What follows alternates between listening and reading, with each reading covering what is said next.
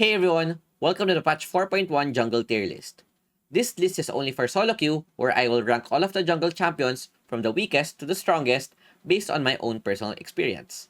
This means I will be starting from the bottom, working my way to the top, and without further ado, let's get into it.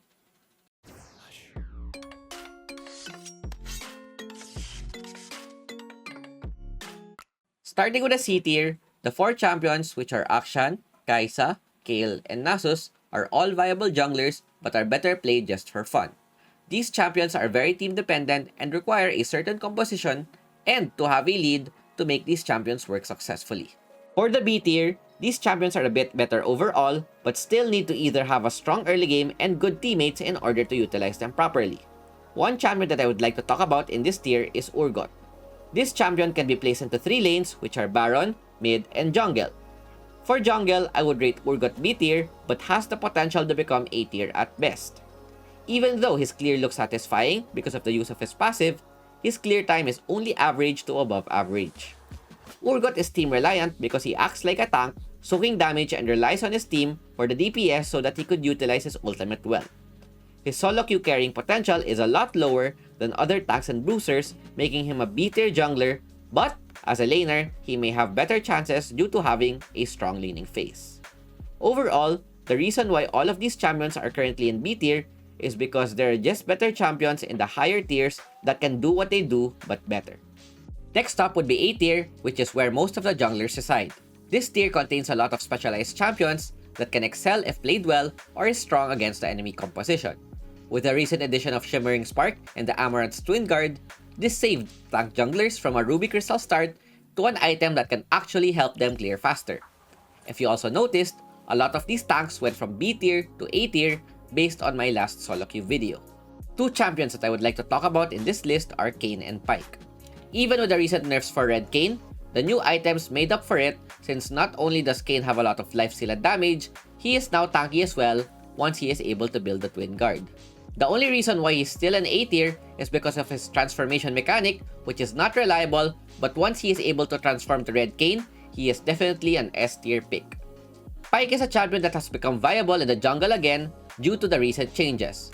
Out of all of the junglers in this tier, Pyke is the most inconsistent because he could either carry a game by himself or become useless the entire game.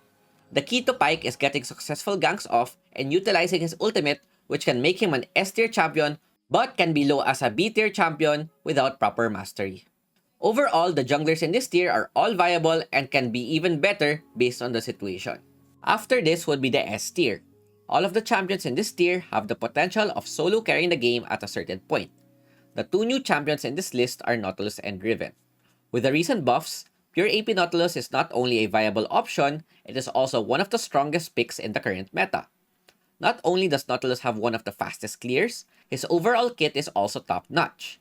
Combining the damage of Electrocute, Ludens, and Horizon's Focus, they have perfect synergy with each other, giving Nautilus the potential to one-shot squishy targets.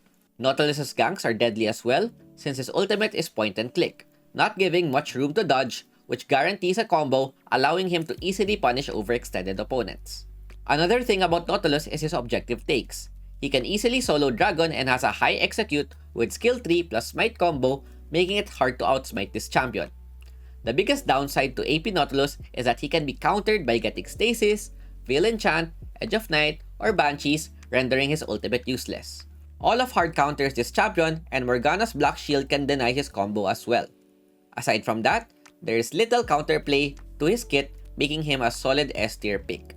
With that, Riven is another champion that has risen in this list. The reason why is because Riven is another flexible champion that can adjust to any situation. She can build pure damage, become a bruiser, or even do both.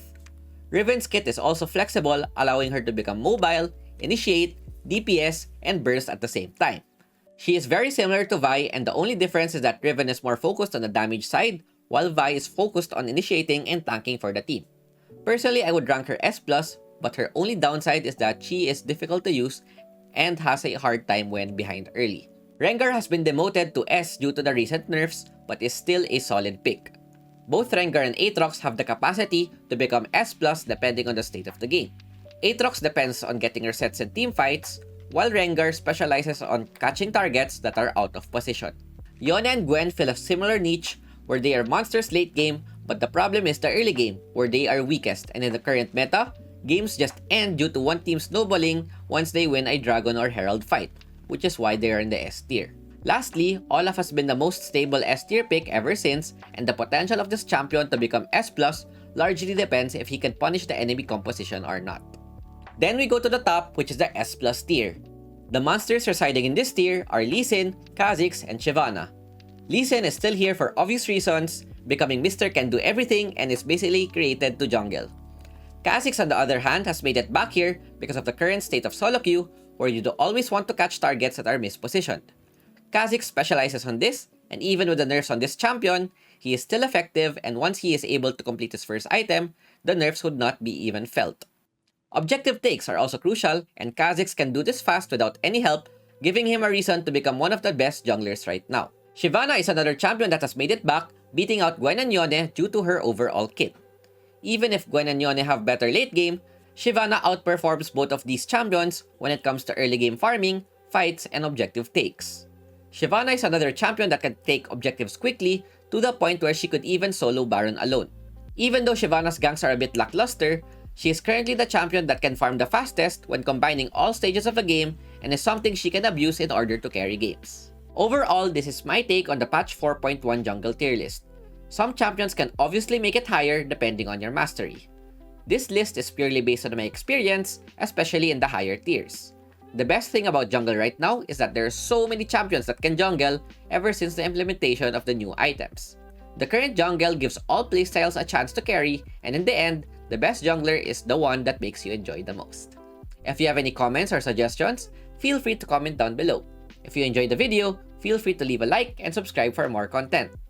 That is it for me, and thanks for watching. Peace out. Ciao, ciao. I'm finally facing it all, fearless.